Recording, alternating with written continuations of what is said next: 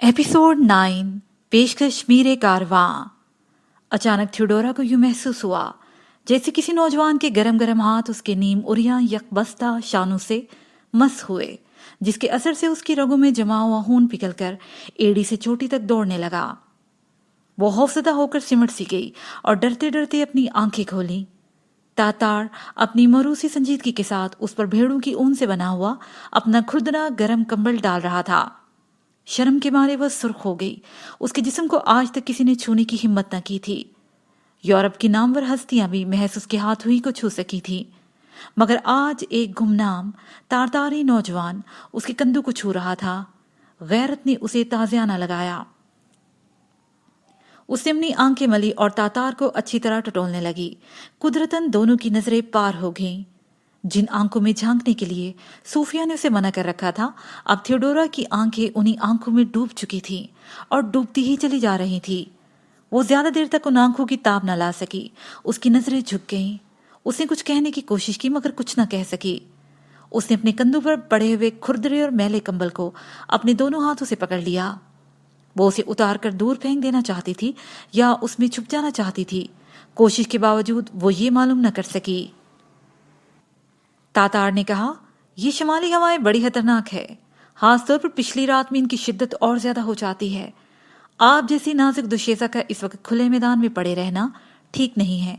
अगर आप ऐसी फरागत के साथ ना सो रही होती तो मैं आपसे खानका के अंदर चले जाने की दरख्वास्त करता, लेकिन आपको नींद से जगाने की जुर्रत न कर सका। थियोडोरा ने एक बार फिर तातार को देखा। तातार की नजरें अभी तक थियोडोरा के चेहरे पर मरकूज थीं। वो इसकी खामोशी से मुतासिर होकर पीछे हटा। थियोडोरा की नजरें उसका ताकुब कर रही थी और वो दानास्ता या नादानास्ता तौर पर इस कंबल में लिपटती ही चली जा रही थी जो तातार उसके ऊपर डाल गया था। इस कंबल का खुरदरापन खत्म हो चुका था। ये कंबल उस वक्त फूल की तरह उसके होंठों और रुखसारों को छू रहा था और थियोडोरा की आंखों से बेख्तियार आंसू ढलक रहे थे। ये आंसू गुलामी से आजादी, नफरत से मोहब्बत, खौफ से अमन और मौत से जिंदगी की पुरबहार दुनिया में दाखिल होने के एहसास से बह रहे थे। उस वक्त तक अकल और एहतियात ने उसका साथ जिस कदर जुल्म किया था, उससे मुतासिर होकर वो अब दोबारा अकल और एहतियात के रास्ते पर जाने के लिए तैयार ना थी। उसे थोड़ी देर के लिए अपने शऊर के तमाम दरीचे बंद कर दिए थे। सुबह सवेरे ये अजीम काफिला मुंतशिर हो गया और आधे से ज्यादा ताजिर अपनी अपनी मंजिलों की तरफ रवाना हो गए। थियोडोरा सारा दिन बाहर न आई, बल्कानी दुशेजा एक बार फिर अक्लो एहतियात के जाल में जकड़ ली गई। जब वो रात के वाक़े पर गौर करती तो उसका सर नदामत से झुक जाता। तातारी खिदमतगार उसे ऐसी नजरों से देख चुका था जिनसे उसको आज तक साफ करना पड़ा था। सूफिया कहती थी, तातार की आंखें खौफनाक है, मगर उसे उनमें मोहब्बत और एसार के सिवा और कुछ न दिखाई देता था। कुछ भी हो, वो है तो एक मामूली खिदमतगार, और उसकी ये जुर्रत, आखिर उसने कौन सी गुस्ताही की? थियोडोरा, जो पिछली रात शिमाली हवाओं की तख्ता मश्क बनने वाली थी, उस पर तातार ने रहम खाते हुए अपना कंबल डाल दिया, या कुछ और? उसने कहा था कि शिमाली हवाएं बड़ी खतरनाक है। उसने सच कहा था। खास तौर पर पिछली रात उनकी शिद्दत और ज्यादा बढ़ जाती है। इसमें क्या शक है? अगर आप ऐसी नाजुक दुशेजा का उस वक्त खुले मैदान पड़े रहना ठीक नहीं। नाजुक दुशेजा कहने में क्या कबाहत है? उसे मुझे गाली तो नहीं दी, मेरे वकार का मजाक तो नहीं उड़ाया। अगर आप ऐसी फरागत के साथ ना सो रही होती, हाँ, फरागत पर एतराज किया जा सकता है, मगर इसमें कसूर किसका है? अगर मैं वाकई ये गलती न करती तो उसे लफ्ज फरागत इस्तेमाल करने का मौका ही क्यों मिलता? उसे ठीक ही तो कहा था। अगर मैं यूं बेसुध न होती तो मैं आपसे खानका के अंदर चले जाने की दरख्वास्त करता। बाप की मौत से लेकर उस वक्त तक सारी दुनिया में ये पहला नौजवान है जो मुझसे दरख्वास्त करना चाहता था। अब तक किसी मसीही को मुझसे दरख्वास्त करने की हिम्मत न हुई, लेकिन आपको नींद से जगाने की जुर्रत न कर सका। हालांकि आज तक हर खानका का पादरी ये कोशिश करता रहा कि मैं चैन से सो भी ना सकूं। मैंने बड़ी बदअखलाकी का सबूत दिया, उसके एहसान का शुक्रिया तक अदा न किया। और जिसे सूफिया उज्जट और गवार तातार कहती है, उसने किसी अहलाक और तहजीब का मुजाहरा किया। जब मैं खामोश रही तो वो चुपचाप वापस चला गया। اور وہ واپس نہ جاتا تو اور کیا کرتا؟ اسے معلوم نہیں کہ میں نوابزادی تھیوڈورا ہوں، جس کے حسن و شباب کی قوت پر جولین یا دوسرے لفظوں میں مسیحیت کی کامیابی موقوف اور منحصر ہے۔ میں وہ ایزابیلا نہیں ہوں جسے پاپائے روم کا نمائندہ ہنگری کے فرڈینینڈ ہنیاڑی سے اس لیے منسوب کرنا چاہتا تھا کہ وہ بلکان کو ترکوں سے محفوظ رکھنے کا عہد کرے۔ میں وہ وینس نہیں ہوں جسے قسطنطنیہ کے شاہی محل کی زینت بنانے کے لیے کیسرے روم ترس رہا ہے۔ میں وہ نن نہیں ہوں جس کے سامنے یورپ کا ہر ایک بشپ جھکنے کو تیار ہے۔ تھیوڈورا کے دل کی گہرائیوں سے ایک فریاد نکلی جو اس کے حلق تک آتے آتے درد میں تحلیق ہو کر رہ گئی۔ اس وقت سارا یورپ کا مشرقی اور مغربی کلیسا، ان کلیساؤں کی عزت و عظمت ماب، پوپ اور کیسرے روم اس کے قدموں میں تھا، اور وہ یونان، قدیم یونان کی وینس کی طرح ایلپس کی سب سے اونچی چوٹی پر بیٹھی سارے یورپ کو اپنے سامنے ننگا دیکھ رہی تھی۔ یورپ کا مذہب اور سیاست دونوں اس کے سامنے دیوانوں کی طرح ناچ رہے تھے، اور ادھر ایک گنوار تاتاری نوجوان تھا، جوسفیا کی گمنام خانقاہ کا حقیر سا چوکیدار، یورپ کی متحدہ فوجی قوت، جولین کی ایزابیلا، کیسر کی وینس کا طلبگار۔ میں اس سے کیا فائدہ اٹھا سکتی ہوں؟ وہ میری زندگی کے عظیم مقصد میں میری کوئی مدد کر سکتا ہے؟ کہیں وہ مغربی چاند کے چہرے کا داغ نہ بن جائے۔ میں چمکنا چاہتی ہوں۔ میں یورپ کے ساتھ ساتھ ایشیا میں بھی اپنی روشنی پھیلانا چاہتی ہوں۔ اگر مسیحیت کے علمبردار خود غرضیوں، نفس پرستوں اور بدکاروں کا شکار ہو گئے تو اس سے مسیح کی عظمت پر حرف نہیں آ سکتا۔ جس طرح مغرب میں اس کا بول بالا ہے، مشرق بھی اس کا حلقہ بگوش ہوگا، اور جس سرزمین میں میں پیدا ہوا وہاں سے اس کا نام برقرار رہنا چاہیے۔ مغرب کی طرح مشرق میں بھی صلیب کے سایہ ضرور آئے گا۔ محسوسات اور جذبات کی شدت نے اسے دیوانہ بنا دیا۔ وہ اپنی حالت پر ہنسی۔ حالات نے خاموش، سنجیدہ اور ناتجربہ کار دوشیزہ کو کس قدر بدل دیا تھا۔ وہ پریشان حالات کی گرفت سے بچنے کے لیے باہر نکلی۔ میدان میں بلوط کے سائے دور دور تک پھیل گئے تھے۔ جس جگہ کل ایک نئی دنیا آباد تھی وہاں اب کیسا انقلاب آ چکا تھا۔ صرف 2 چھوٹی چھوٹی ٹولیاں باقی رہ گئی تھیں جو کل صبح کوچ کرنے کی تیاریوں میں مصروف تھیں۔ سامنے تاتار کسی کے انتظار میں کھڑا تھا۔ تھیوڈورا کو یوں محسوس ہوا جیسے وہ اسی کی راہ دیکھ رہا ہو۔ کیوں؟ اس کے دماغ میں فوراً ایک زلزلہ پیدا ہو گیا۔ یہ آخر میری راہ کیوں دیکھ رہا ہے؟ کل رات مجھ پر کمبل اڑانے کی صلے میں۔ اوہ، اس کا وہ کمبل کہاں ہے؟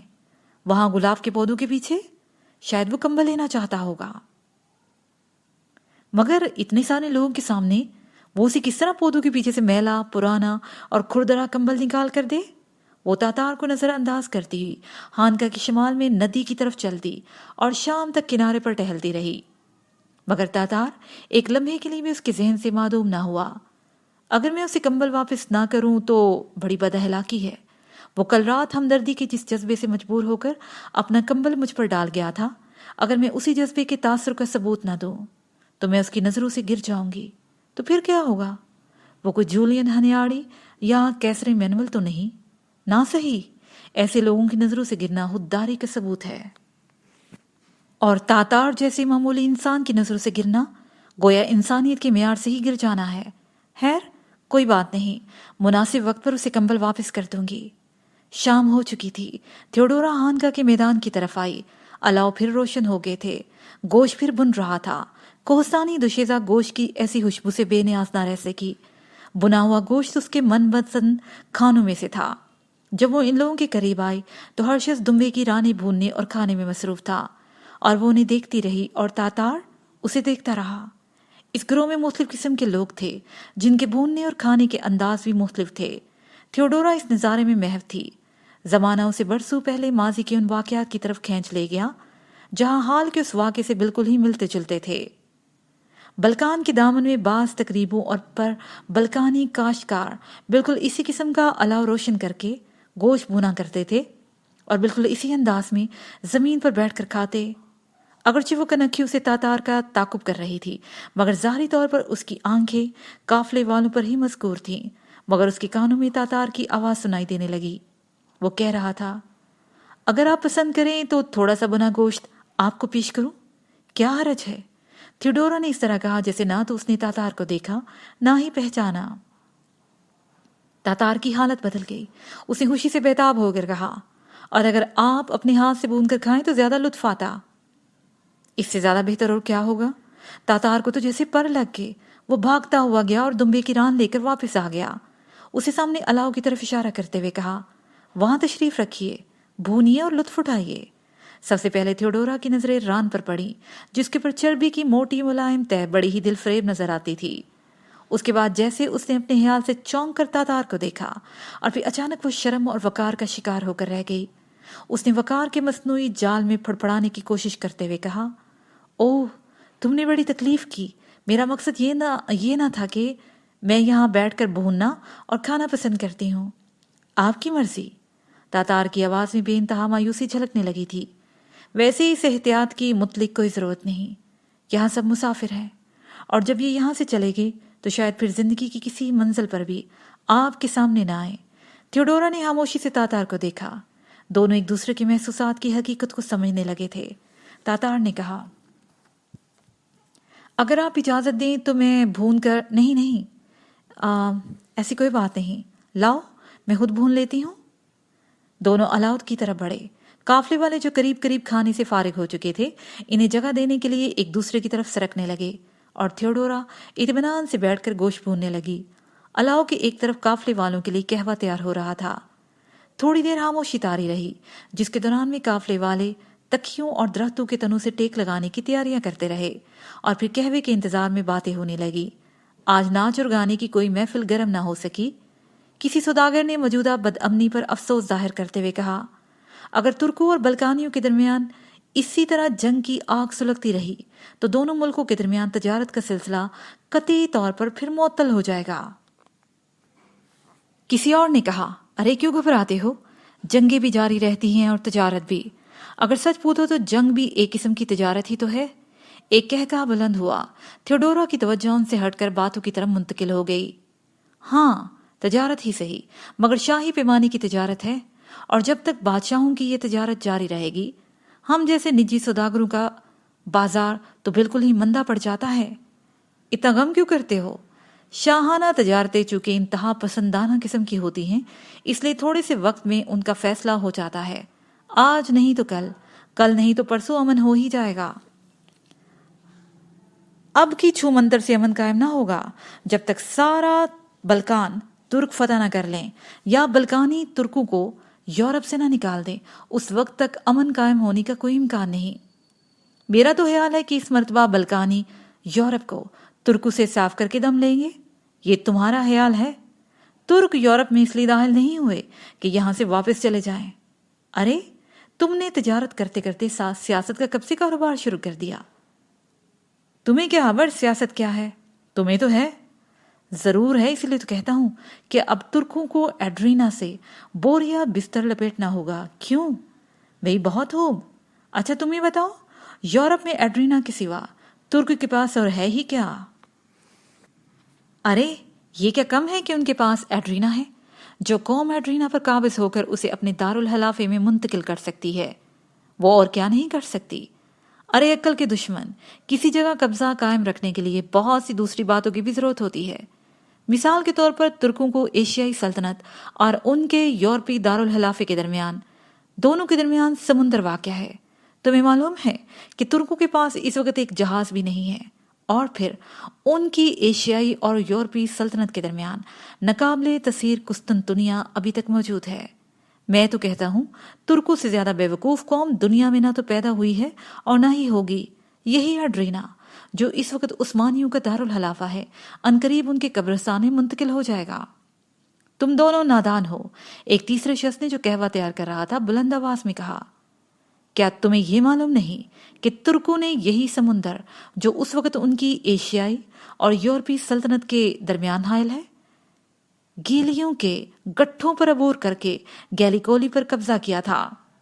تم کہتے ہو ترکوں کے پاس بحری بیڑا نہیں ہے، میں کہتا ہوں یورپ کے متحدہ بحری بیڑے کو ذرا درا دنیال کی طرف جانے کا تو کہو۔ دور کیوں چاہتے ہو؟ ترکوں کی مختصر سی تاریخ پر غور کرو، جس قوم کا آج سے صرف 200 سال پہلے نام و نشان تک نہ تھا، آج اس کے شہ سوار بلغاریہ کو پامال کرتے ہوئے بلگریڈ کی دیواروں کے نیچے اپنے جھنڈے لہرا رہے ہیں۔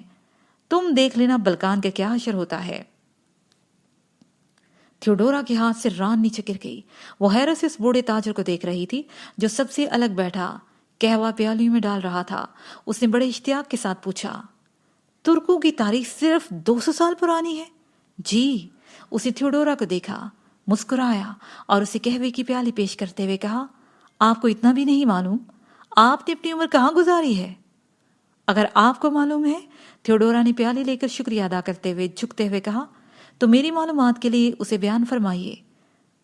ضرور ضرور، سوداگر نے اپنے ساتھیوں پر برتری کی نگاہ ڈالتے ہوئے کہا، مگر سب سے پہلے مجھے اس بات کا افسوس کر لینے دیجیے کہ ترکوں کے حالات سننے کے اشتیاق میں آپ نے کتنی ہی عمدہ ران ضائع کر دی۔ کیا آپ مجھے اس نقصان کی تلافی کا موقع عنایت فرمائیں گی؟ اور اسے تھیوڈورا کے جواب کا انتظار کیے بغیر اپنے تھیلے میں سے ایک سوکھی ہوئی ران نکالی اور تھیوڈورا کو دیتے ہوئے کہا، یہ خالص اناتولوی دمبے کی ران ہے جس کے گلے ترک پالتے ہیں۔ آپ ران بوننے اور میں ترکوں کی تاریخ بیان کرتا ہوں۔ 8واں باب، یورپ کے فاتح۔ داستان گو تیار ہوتے دیکھ کر تاتار اپنی جگہ سے اٹھا۔ اس نے ایک ساتھ ہی الاؤ پر بہت سی لکڑیاں ڈال دی۔ وہ نہ چاہتا تھا کہ کہانی کے دوران میں اسے آگ روشن کرنے کے لیے بار بار اٹھنا پڑے، مگر وہ یہ نہ سوچ سکا کہ اس طرح انگارے دب جائیں گے اور آگ بجھ جائے گی۔ ایک سوداگر نے جو تھیوڈورا کے قریب گاؤ تکیے کا سہارا لیے ہوئے لیٹا ہوا تھا، تاتار کو حقارت سے دیکھا اور کہا، میں شروع ہی سے محسوس کر رہا تھا کہ یہ گنوار مجلس کے آداب سے نا واقف ہے، اسے یہاں نہیں بیٹھنا چاہیے۔ بدتمیز کہیں کا۔ دوسرے نے حسرت بری نظروں سے آگ کو دیکھتے ہوئے کہا، یہاں بیٹھ کر اپنا وقت کیوں ضائع کر رہے ہو؟ جو اپنا کام کرو۔ تمہیں تاجداروں اور شمشیر زنوں کے واقعات سے کیا تعلق؟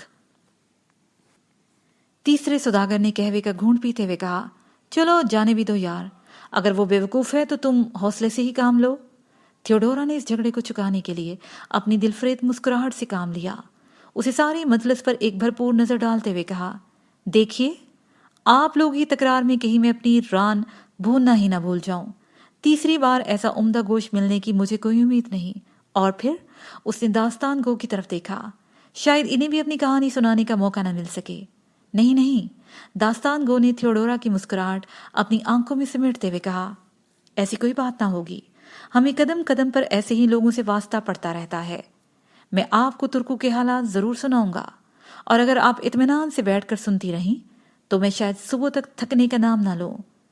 اب ہر شخص آنکھوں میں تھیوڈورا کے حسن اور معصومیت کی داد دینے لگا۔ ان کی ساری عمر افریقہ، ایشیا اور یورپ کے مختلف شہروں میں گزری تھی۔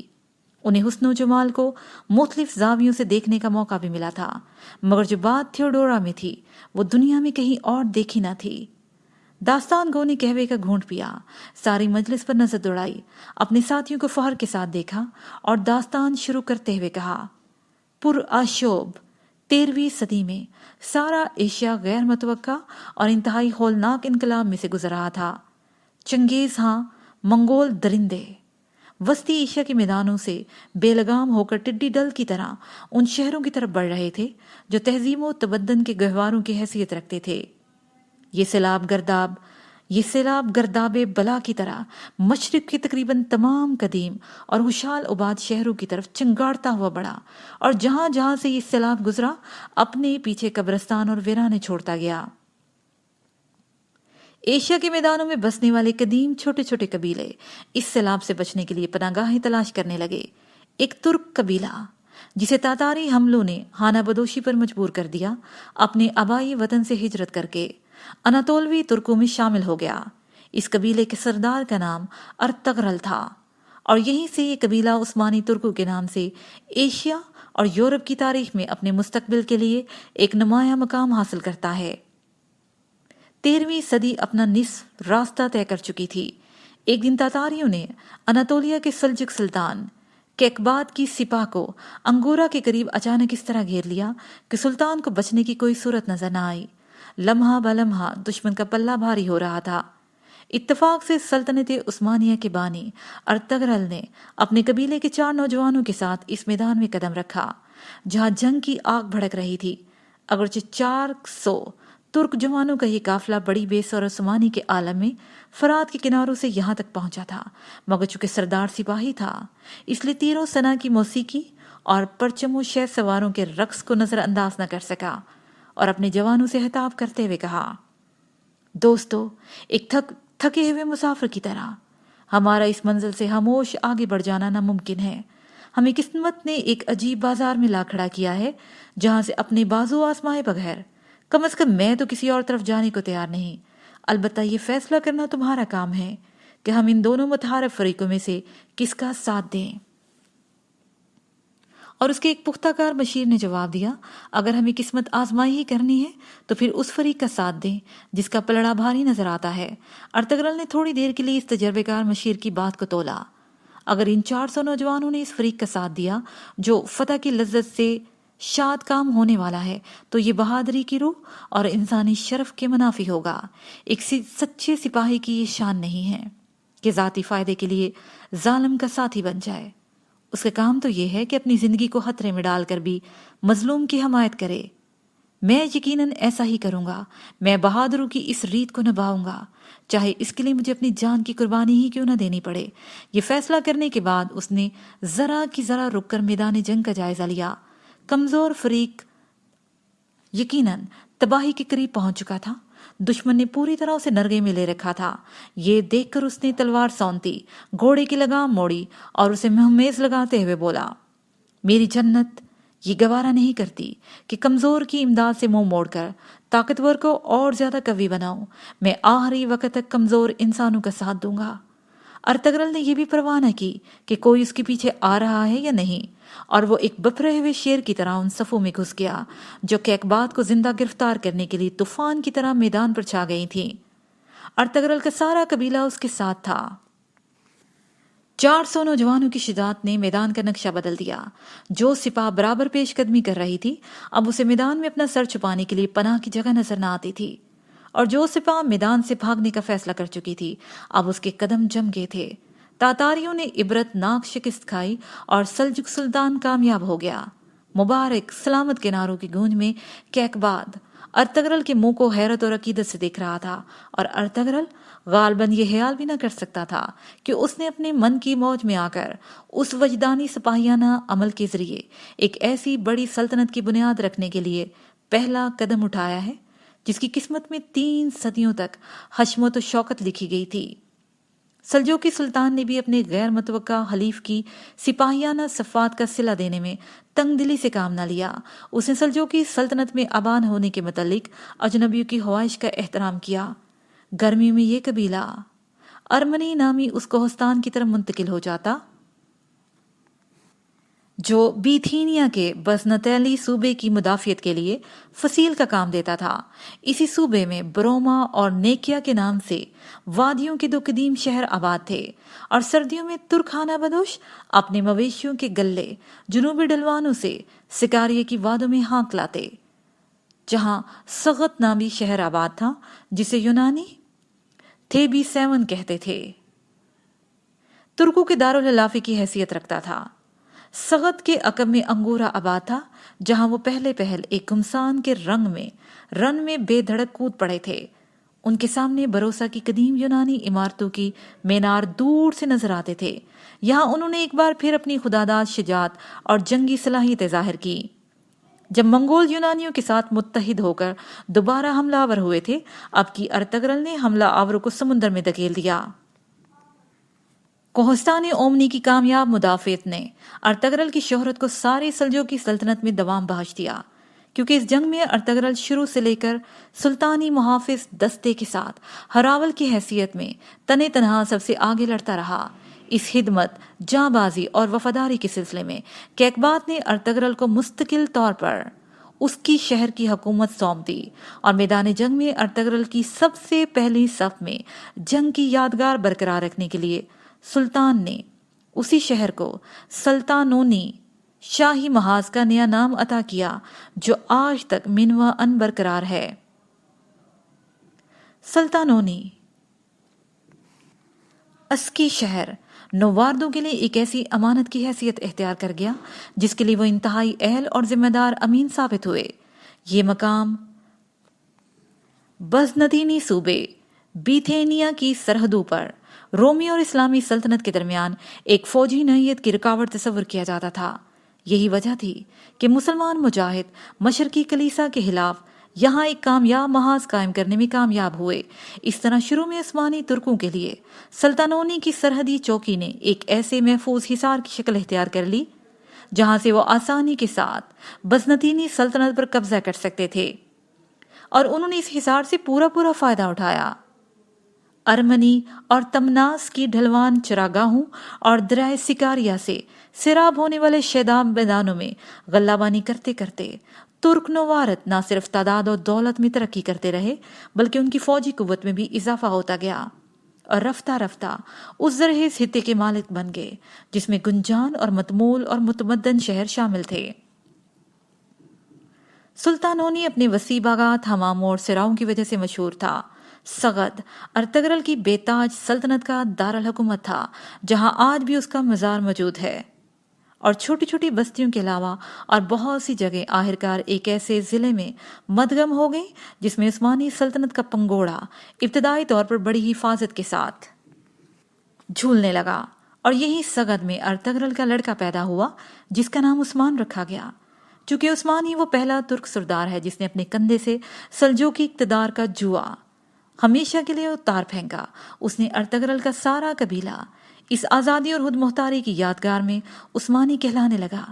یہ حقیقت ہے کہ عثمان ایک جنگجو قوم کے افسانوی ہیرو کی حیثیت اختیار کرنے کے لیے انتہائی موزوں شخصیت ثابت ہوئی۔ امن کے اس طویل دور نے عثمان کو ان شاندار فتوحات کے لیے تیار ہونے کے مواقع فراہم کیے جن کے باعث وہ اپنے آخری ایام میں شہرت کے بام عروج پر پہنچا۔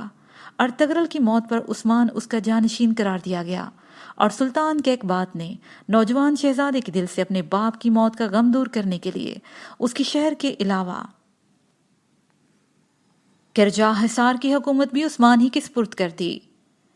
تھیوڈورا نہ جانے کہاں پہنچ چکی تھی، اس کے ہاتھ میں پکڑی ہوئی ران انگاروں میں جلنے لگی تو داستانگو نے اپنا بیان روکتے ہوئے کسی قدر بےتابی کے ساتھ کہا، ارے اب کہاں ہیں؟ سچ کہتا ہوں، اور یہ ران ضائع کر دی تو پھر واقعی اور کچھ نہ ملے گا۔ اوہ! تھیوڈورا نے جلدی سے ران والا ہاتھ آگ سے دور ہٹاتے ہوئے کہا، انہیں کہوے کی ایک اور پیالی دے دو۔ تکیے پر لیٹے ہوئے سوداگر نے داستانگو سے کہا، صاحبزادی اونگ رہی ہیں، میں پہلے ہی کہتا تھا کہ خانقاہ میں رہنے والے لوگوں کو سپاہیوں کے انسانوں سے کیا واسطہ۔ نہیں، تھیوڈورا نے چیخ کر کہا، میں جاگ رہی ہوں، خدا کے لیے قہوے میں وقت ضائع نہ کیجیے اور اپنی داستان جاری رکھیے۔ اسے محفل میں ایک بار پھر زندگی پیدا کر دی۔ داستانگو کی طرف دیکھا، مسکرائی اور کہا، اچھا پھر؟ داستانگو نے اپنا سلسلہ کلام جاری رکھتے ہوئے کہا، حالات نے عثمانیوں کو زیادہ دیر تک موقع نہ دیا کہ وہ اطمینان اور تحفظ کے ساتھ پہاڑیوں کے دامن میں اپنے مویشی چراتے اور گلے پالتے رہیں۔ دراصل رومی سلطنت کے مضبوط سرحدی قلعوں کے سائے میں رہنے کے لیے ایک مسلسل حرکت، ایک لگاتار جدوجہد کی ضرورت تھی، اور ترک اپنی آزادی اور بقا کے لیے ہر قسم کی قربانی دینے کو تیار تھے۔ چنانچہ عثمان نے ایک ایک کر کے اس صوبے کے چھوٹے چھوٹے موروثی سرداروں کو مطیع کیا، پھر یکے بعد دیگرے رومی سلطنت کے سرحدی قلعوں پر بھی اپنا پرچم لہرایا، حتیٰ کہ اس کے اقتدار کا حلقہ یعنی شہر تک پھیل گیا، جہاں سے رومیوں کے عظیم و شان ایشیائی شہروں بروسا اور نیکیا کی فصیلیں صاف دکھائی دیتی تھی۔ جب ایک بار پیش قدمی کی لہروں میں تموج پیدا ہوا تو پھر ایک کے بعد ہر دوسری لہر اپنی رفتار اور قوت میں پہلے سے بھی کہیں بڑی چڑھی اٹھتی ہے۔ اسی طرح ترکوں کا اقتدار بھی بتدریج بڑھتا اور پھیلتا گیا۔ چنانچہ یہ چھوٹی سی ریاست اب ایک مضبوط عثمانی سلطنت کی شکل اختیار کرنے لگی تھی۔ یعنی شہر پر قبضہ کرتے ہی عثمان نے قریبی رومی شہروں کی طرف مہمیں بھیجنا شروع کر دی، اور اس سے پہلے کہ رومی سلطانوں کی فوجیں ترکوں کے خلاف حرکت میں آتی، ترک بہت سے سرحدی قلعوں پر قابض ہو چکے تھے، اور آخرکار جب روفی ماہ فیوم میں ترک سپاہ کے آمنے سامنے آئے تو انہوں نے قطعی طور پر ان کا خاتمہ کر دیا۔ ترک شہ سواروں کے گھوڑے سارے بیتھینیا میں پھیل گئے، اور اب یونانیوں کو نیکیاں کی فصیلوں سے باہر جھانکنے کی جرت نہ ہو سکی تھی۔ ان کامیابیوں کے بعد عثمان نے اپنی پیش قدمی روک دی اور بحیرہ روم کے کناروں پر ٹھہر گیا، جہاں اس نے اپنی بحری قوت کے استحکام اور تنظیم کی طرف توجہ دینا شروع کی۔ تھوڑے ہی عرصے میں اس نے اتنا مضبوط بیڑا تیار کر لیا کہ وہ خشکی کے علاوہ سمندروں پر بھی دشمنوں سے فوقیت حاصل کر چکا تھا۔ اس نے اطمینان کا سانس لیا اور للچائی ہوئی نظروں سے نیکیا کی طرف دیکھنے لگا، لیکن ساتھ ہی اسے خیال آیا کہ جب تک وہ بھروسہ کے در و دیوار کو مسخر نہ کر لے اس وقت تک اسے آگے نہیں بڑھنا چاہیے۔ اور پھر جب بھروسہ کا محاصرہ جاری تھا اور عثمان کا وہ رسالہ جو اپنی تیز رفتاری کی وجہ سے فضائی رسالہ کہلاتا تھا، باسفورس اور بحیرہ اسود کے کناروں پر اپنی سموں سے گرد و غبار کا طوفان اٹھا رہا تھا، اور بحیرہ روم کے سینے پر ترکی بیڑے کے بادبانوں کا سایہ پوری طرح پڑ رہا تھا، اسی وقت ٹھیک انہی لمحات میں قسطنطنیہ کے سب سے اونچے مینار پر کھڑا رومی سلطان انہیں محض دیکھ رہا تھا۔ 10 سالہ طویل محاصرے کے بعد بھروسہ والوں نے ہتھیار ڈال دیے اور عثمان کے صاحبزادے اور خان نے اس کی فصیل پر عثمانی پرچم لہرا دیا۔ عثمان نے صبر اور استقلال کے ساتھ جس پودے کی آبیاری کی تھی وہ اب پھل لا رہا تھا۔ فتح کی خوشخبری سننے کے لیے وہ زندہ رہا اور 70 برس کی عمر میں 26 برس حکومت کرنے کے بعد مر گیا۔ اس کی آخری خواہش تھی اسے تازہ فتح کیے ہوئے شہر بھروسہ ہی میں دفن کیا جائے، جو اب تیزی سے بڑھتی ہوئی اس سلطنت کا نیا دارالحکومت تھا۔ اس کے ساتھ ہی یہ پارٹ اپنے اختتام کو پہنچا۔